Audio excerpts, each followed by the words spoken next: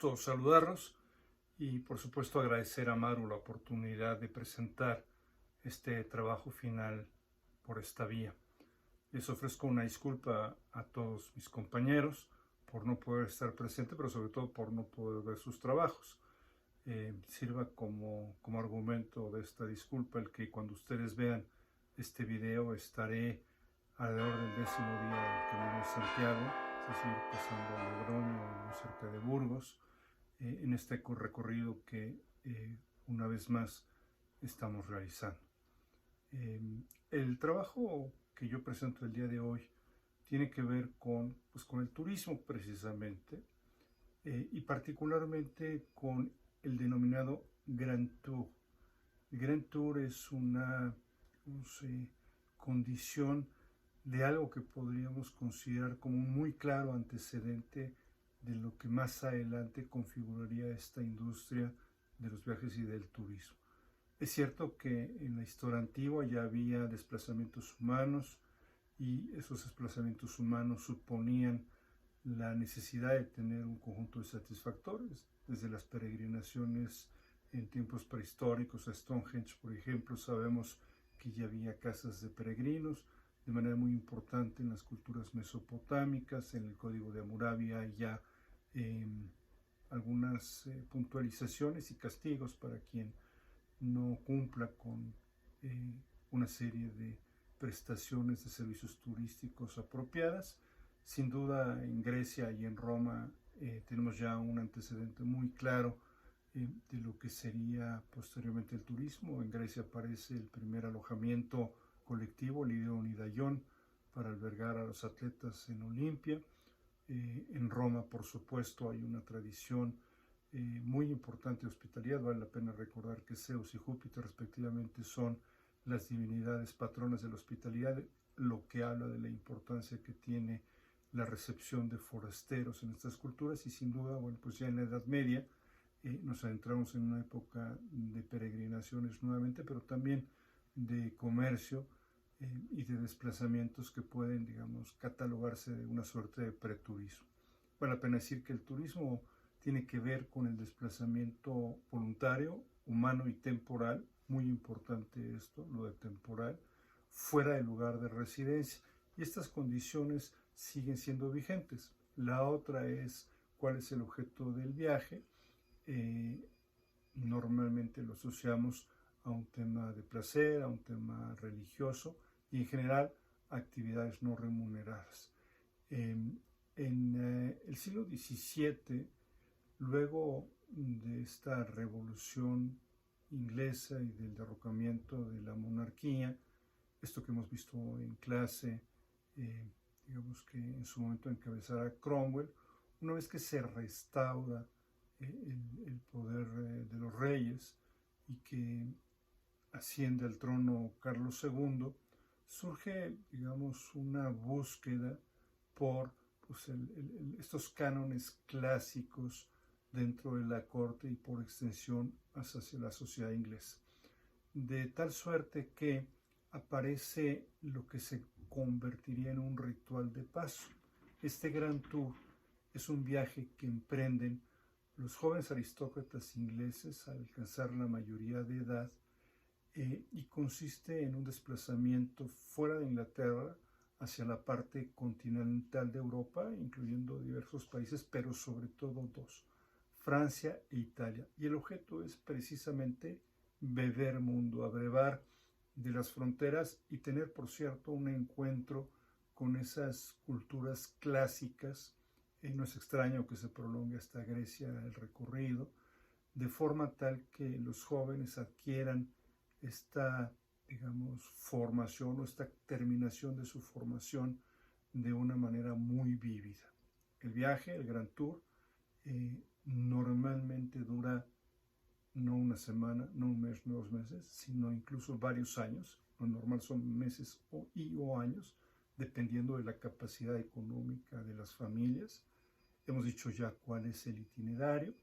El nombre de Grand Tour se acuña en 1670 en un documento que publica un autor de apellido Lesseps y, retrata cómo es que se hace uno de estos itinerarios, en este caso por Italia. Supone un contacto con las culturas, un espacio como para madurar mentalmente, largas estancias en el lago de Como, por ejemplo, en Italia, en la zona cercana a los Alpes.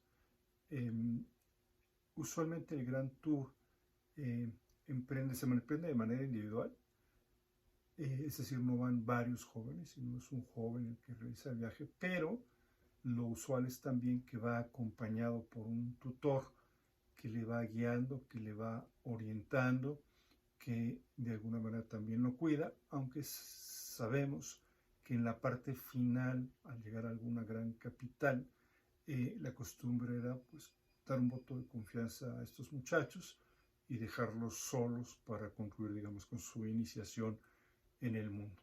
Normalmente lo realizan personas del sexo masculino. Hay algunas crónicas de viajes realizados por mujeres. Y ya que digo crónicas, pues también este es un rasgo distintivo del Grand Tour y es el que se deja testimonio a través normalmente de diarios de viajes. Se puede conocer muchos de estos diarios de viajes que son muy interesantes porque van pues retratando, perfilando el lugar, pero también lo que implican, lo que digamos trascienden en la formación de las personas, en la perspectiva de las personas. El Grand Tour se emprende en una primera parte por vía marítima, después por vía terrestre, con grandes baúles como equipajes. Imagínense para un viaje tan largo lo que se requiere. Es usual llegar a casas de conocidos, aunque también se pueden usar establecimientos más de perfil comercial. Y normalmente la conclusión del viaje de regreso a Inglaterra se hace por vía marítima, pues desde la parte sur de Francia o desde las costas italianas. Además de dejarse constancia en estos testimonios de diarios de viajes, hay también múltiples retratos. Muchos de estos jóvenes pintan y dejan, bueno, pues también de esta manera, una constancia de su viaje, de su Grand Tour. Una vez que la cosa se pone complicada en Francia, en la medida que nos adentramos en el final del 18, pues se sustituyen los destinos franceses por otros más hacia la parte italiana, y vale la pena decir que también el viaje se extiende como una práctica, especialmente en el 17, en el siglo XVII, perdón, 17 y 18, por parte de las clases acomodadas de otros lugares, y ya no solamente de Inglaterra. Es común en Alemania, en Holanda, incluso en Francia o en España, el que los jóvenes emprendan esta suerte de peregrinación cultural. Los destinos son muchos y siempre tratan de nutrir la educación de los jóvenes. Y dicho esto, entonces podemos identificar que el propósito del viaje tiene que ver, por un lado, en un componente familiar, social, con el cumplimiento de un rito de paso. Por supuesto, también desde una perspectiva educativa tiene un valor muy importante por el contacto que se tiene con el mundo real.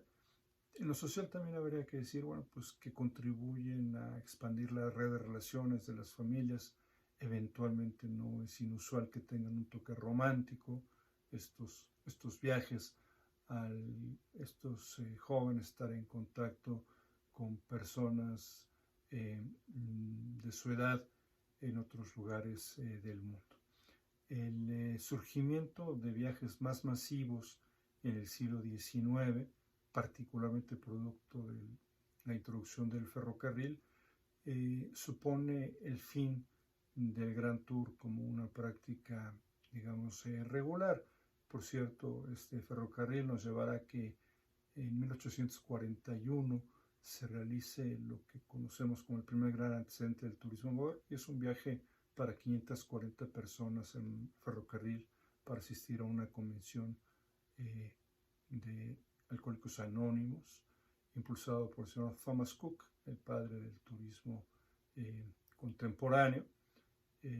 Sí, este es el mismo de una famosa agencia de viajes, Wagon Cook, que hasta hace pocos años todavía funcionaba y que se estableció en 1845. Les agradezco mucho la atención. Creo que podríamos decir en conclusión que el Gran Tour es una pieza producto del tiempo que se nutre en una clase social acomodada, hambrienta de tener mundo, que aprovecha, digamos, que las aguas se han calmado luego de la restauración de la monarquía y que a tono con el pensamiento renacentista busca el que se alimenten estos jóvenes de cultura. Les dejo un saludo y espero que no haya dudas porque no podré contestarlas por lo menos por esta vía. Hasta luego.